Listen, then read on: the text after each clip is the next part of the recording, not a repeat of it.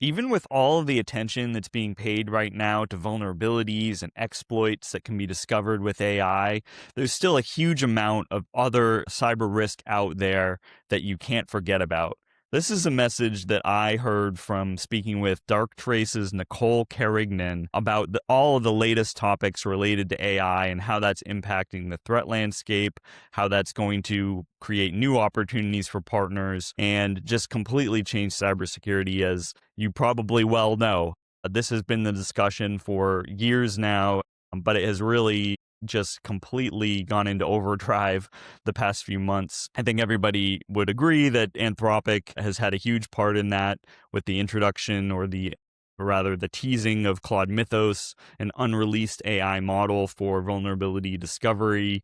Anthropic has also put out some actually released models that companies are using now through Claude Security. OpenAI has introduced its own competing models for cybersecurity. So there's been all this discussion about models. AI models has dominated the conversation for the past few weeks and months, really, at this point. There's a lot there for companies and partners to digest. It's very important material, and vulnerability management is going to need to shift significantly because this is going to mean a lot more vulnerabilities, a lot more zero-day exploits, a lot more issues that are not necessarily the easiest to deal with. Patching is one of the hardest things for companies, and so this is definitely something that is on everyone's radar in a huge way. There are lots of other issues, though, related to AI and how that's going to impact cybersecurity. And from speaking with Nicole from Darktrace, it's clear that identity is one of those things that really just needs to stay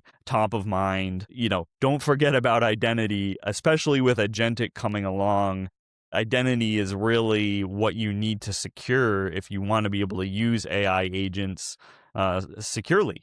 If you want them to be something that's not going to expose all of your company's data and lead to you getting hacked or lead to your company getting hacked, identity and permissions and access, these are all the things that need to be secured. And this needs to be a top priority. There is a concern, or at least a possibility, that some of this stuff might fall off the radar a little bit if everybody is scrambling around vulnerabilities and figuring out how to accelerate your patching and mitigating and all those things. Those are very important things for sure, but identity is huge as well. And zero trust, coming up with segmentation for networks, all of these different means for compensating controls, as they're called, related to vulnerabilities. These are all major issues that everyone needs to be concerned about. Partners need to be concerned about, maybe most of all, because these are the things their customers are asking for. Here's a little bit from my discussion about AI, security, vulnerabilities, what's overhyped and what's underhyped right now. I'm Nicole Carignan, the SVP of Security and AI Strategy here at Darktrace. I would love to start with the threat environment and just specifically around defining the threat environment, because I know that maybe not everybody has exactly the same idea about that and about how AI is impacting the threat environment. How do you see AI impacting the threat environment so far, and where do you see that going in the future as far as, the outlook? And that's a great question, where I think a lot of the conversation is today around security and IT organizations is really how do we rapidly innovate and adopt AI while still mitigating the risk that it brings to the organization. And we've gone through these large innovation periods before, and it's a good way to think of it is as organizations are quickly growing and increasing productivity and innovating, they are assuming more risk, but there is a plan to mitigate that risk over time and to reduce the risk posture to the organization. And right now you're seeing a lot of organizations who are just quickly adopting and assuming that risk, but they have no plan to reduce that risk over time. And I think that's probably the biggest problem there. And it first comes with you have an expanded attack surface that threat actors are actively targeting. How do you plan for that mitigation of risk over time so that you're not continuously assuming risk as an organization?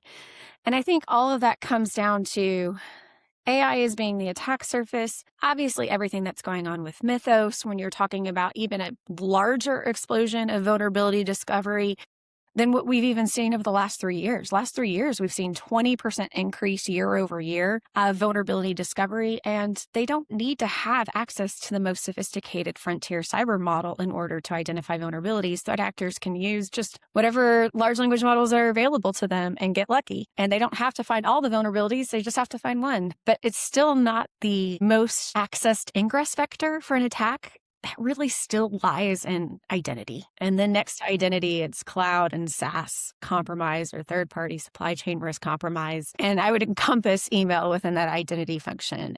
So organizations are really having to kind of think about it from all the directions right now as they're changing their own AI adoption within the security programs is to how do I defend against the edge vulnerability exploitation? How do I defend against identity compromise? How do I defend against sophisticated social engineering attacks that are against my humans? How do I defend against insider threats? How do I defend against the 30% Gen Z employees that are apparently sabotaging AI adoption?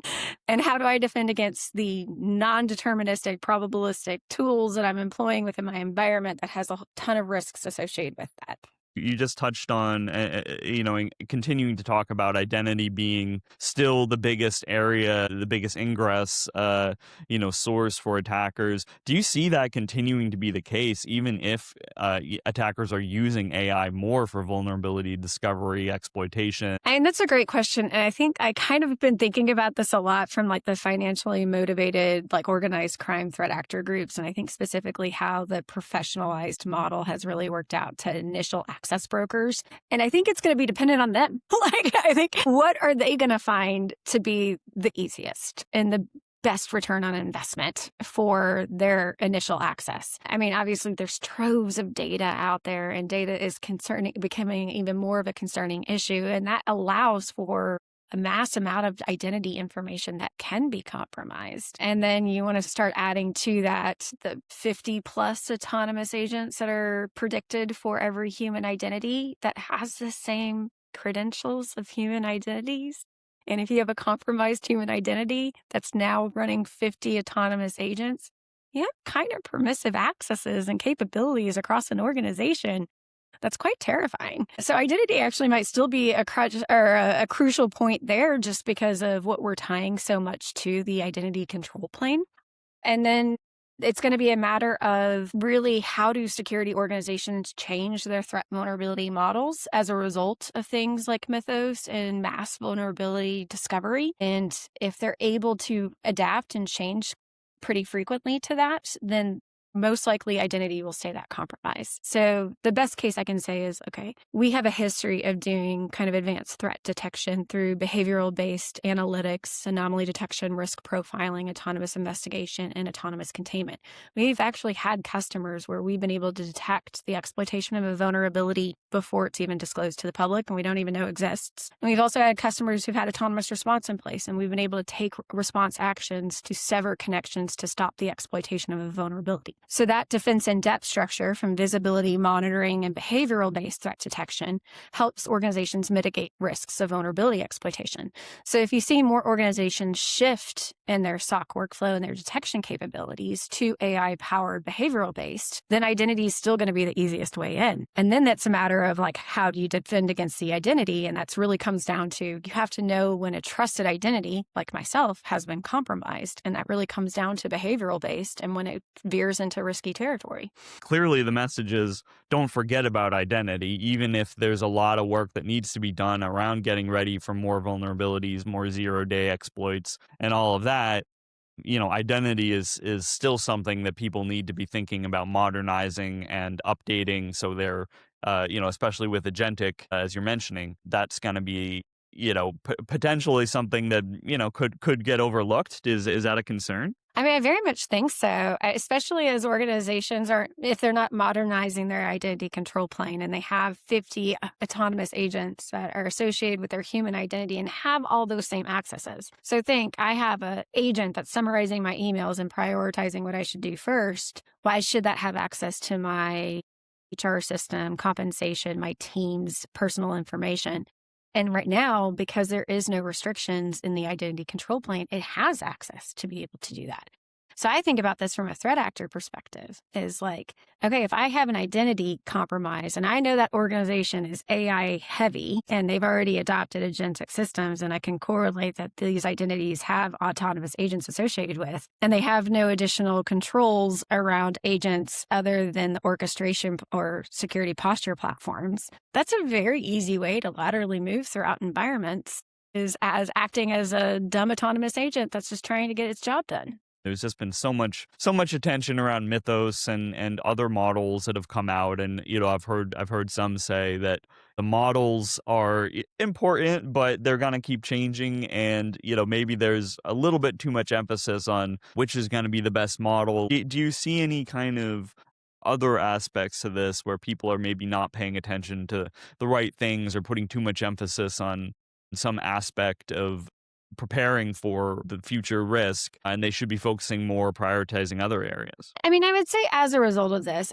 I actually don't think it's dependent on the model. I think that you can have, probably not to, again, the level of sophistication or scale, but you can have similar capabilities, especially from a threat actor perspective, with a variety of different models, as you saw even with Google's threat group and the findings that they reported this past week. I think as organizations are thinking about at least their perimeter, and their edge, I should say, when it comes from vulnerability exploitation, they should be thinking about it more how do I have that defense in depth strategy that allows for me to assume vulnerability, to assume that there might be a potential exploitation, but do I have zero trust? Do I have microsegmentation? Do I have behavioral-based threat detection and containment? Can I mitigate the risk that's surrounding what's going to happen on the edge? Because if their security model is really just patch to prevent, that's broken. They've got to move on. I mean, I'm not saying that they don't still do threat vulnerability prioritization and patch remediation. I think prioritization will change pretty substantially to what is actually accessible from an exploitation perspective. And it won't be dependent on CVE scores so much. But if they think that they're going to patch their way to a security model, that's obsolete now. So they really have to be thinking about that defense in depth structure of how do you layer additional capabilities around it to prevent an assumed vulnerability exploitation. So I would say that's the most we should be getting out of these models. This is just, when it comes to understanding how threat actors are using these models, this is just today's news cycle. I would say, okay, it's like the last 2 months news cycle, but it's today's news cycle. I mean, really, threat actors are going to threat actor, and they are really incredibly creative and resourceful, and they are going to figure out ways to use these models that we are going to be unprepared for. So I think, again, it comes back to how do you have a defense in depth structure to where you can mitigate the risk of an unknown style attack. And I think that